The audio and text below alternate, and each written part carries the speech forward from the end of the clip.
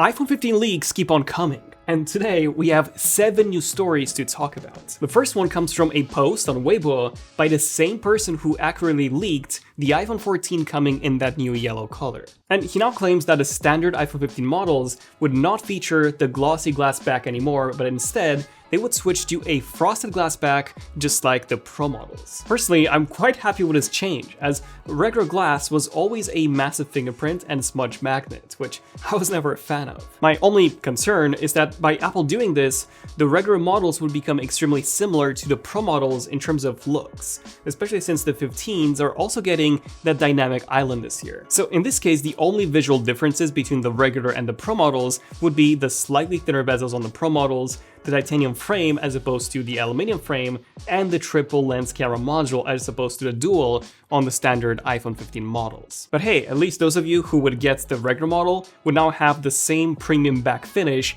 as the Pro models. So all in all, this is a great move for consumers. Next up, we have another update on that whole haptic button situation. So as some of you might know, Ming-Chi Kuo, who was the first to claim that the iPhone 15 Pros would feature haptic buttons, recently claimed that this was not the case anymore due to production issues, and that Apple would revert back to the iPhone 14 button style design. Now, in our previous video, I said that they could still technically have that unified volume button design, as well as the action button instead of the mute switch. It's just that now they would be physical rather than haptic.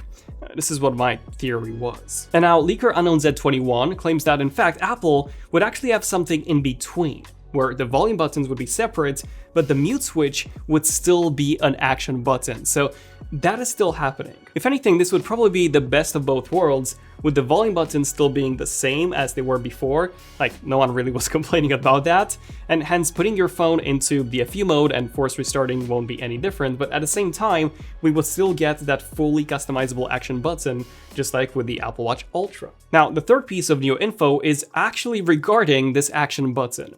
So, Dynamic Island leaker Anonymous AS posted on his Twitter account some fresh new info regarding the action button. And according to him, the iPhone 15 Pros would now use the action button plus power button to force restart the phone, whereas now you have to do it with the volume up button. Not only that, but apparently Apple has already implemented some camera functionality in that action button, where if you lightly press it in the camera app, it would focus. If you hard press it, it would take the photo, and then if you hold it while pressing it, it would record video. Now, speaking of the iPhone 15 camera, remember the camera comparisons that we do every single time a new phone launches? Well, when we were shooting our last one, I noticed this really strange Wi-Fi network called Rents-Free Wi-Fi. I connected to it and then logged into my Instagram to post a new reel, only to then realize that my account had been hacked. And that's because this was a man-in-the-middle attack. Someone used their computer to create a free Wi-Fi network, which would then steal the login details of anyone who connected to it. Now, obviously, I wasn't really hacked. That was just an example to help me explain what could happen to you if you were to connect to a free Wi-Fi network. And the only way to protect against that is by using NordVPN, our sponsor for this video. NordVPN encrypts all data flow from your computer, phone, or tablet to keep you protected, even when you're using dodgy free Wi-Fi networks. Get our exclusive NordVPN offer at nordvpn.com/ZOTVPN, with 4 months for free and a massive discount on their 2-year plan. And Nord also has a 30-day money-back guarantee, so you can safely give it a go and get protected today. Okay, now back to the video. This light press, hard press, and the hard hold of the action button does seem quite interesting, as for the first time it implies that the action button would have different levels of functionality. It won't just be a single press button. This is something that I theorized in our previous video by saying that we would likely have the option to double press it or hold it for additional functionality. But now it seems like it would simply have multiple levels to it. The only eyebrow-raising thing here is that Anonymous AS claims that this will be a capacitive/haptic button, whereas we all know that this would no longer be the case, at least according to the majority of other leakers and analysts. In fact, he does actually claim that the haptic buttons are still going to happen. And he even shared a tweet from another leaker, TechRev, who was saying that the cancellation of the haptic buttons is actually a fake rumors used to catch insiders, and that Apple has already ordered the parts to make this happen. I do hope that this is the case, but honestly, even if it isn't, I would still be perfectly happy with just the action button happening, which seems like everyone else agrees to already.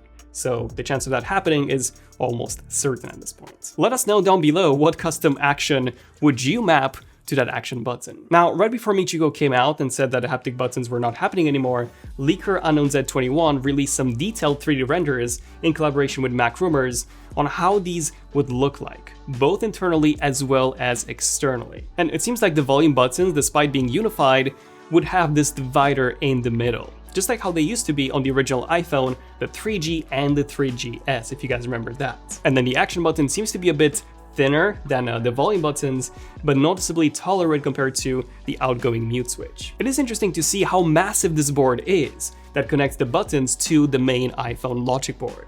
And it seems like the buttons are all connected in between.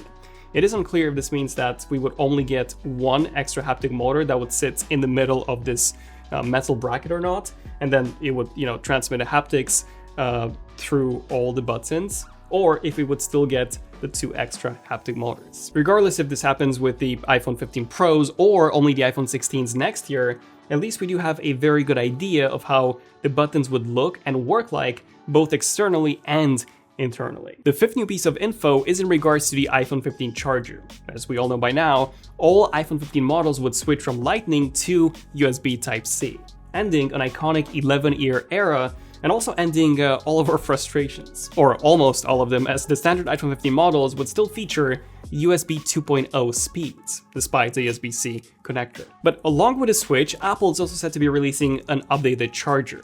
According to Michiko, Apple will optimize fast charging performance for MFI certified USB-C chargers. In other words, the iPhone 15s might actually support faster charging speeds more than the current 20 watts. Kuo also says that Apple's 20-watt charger would remain the most popular option for consumers due to its low cost at $19. So it could be the case where Apple would sell a more powerful charger, but of course for a higher price. Although personally, I would honestly recommend you get a third-party charger, like this Anker Nano Pro. It's got 40 watts of charging power and also 2 USB-C ports. This is what I'm using with my MacBook Air, so I can charge both my MacBook and my iPhone at the same time, or I can charge an iPhone and an Apple Watch at the same time. Plus, it's about the same size as Apple's 20-watt charger, which of course only has one single USB-C port. So yeah, feel free to use the link below in case you guys are interested in picking one for yourselves. Another piece of info is in regards to Apple's A17 chip, which is what, of course, the iPhone 15s, or at least the Pro models, would feature. Digitime claims that the iPhone 15 Pros might spark a replacement demand from consumers due to the significant improvements that the A17 chip would bring to the table. As we all know by now, this would be Apple's first 3nm chip. They've also claimed that the switch to 3nm would enable significant upgrades, although they haven't really stated what those upgrades could be. Now, TSMC's chairman, Mark Liu, did say back in December that their latest 3nm process requires about 35% less power than the current 5nm, while also providing more performance. So it could be that we would see some major battery life improvements with the iPhone 15 Pros. We already know that the body is getting thicker by about 0.4mm, likely to include a thicker and larger battery, which in combination with the new 3nm A17 chip should make the iPhone 15 Pro Max especially the longest lasting iPhone yet. Oh, and by the way, I'm actually going to switch to the Pro Max model this year. I've been using the regular Pro for the past 3 years, and I'm doing that of course because of that periscope module, but I gotta say, I am looking forward to the significantly better battery life, as the one on my 14 Pro has been quite mediocre, with me usually needing to recharge midday. And at number 7, Apple has now launched the long-awaited Apple Card savings account. Unfortunately, it is only available in the US, as Apple Card is still a US-only product. The good news is that they're offering some very high yearly rates of 4.15%. On top of that, there are no fees, no minimum deposits, and users can hold up to $250,000. At any point in time, you can transfer your savings to your regular Apple Cash balance with no fees, and then also get rewards such as daily cash back on your purchases. So yeah, all of this sounds really good. I just wish that this was available here in the UK as well. Yeah, maybe one day. But until then, feel free to subscribe to the channel for more Apple news, leaks, and rumors. I'm Daniel from ZONEofTECH, and I'll see you guys in the next one. ZONEofTECH, signing out. Cheers.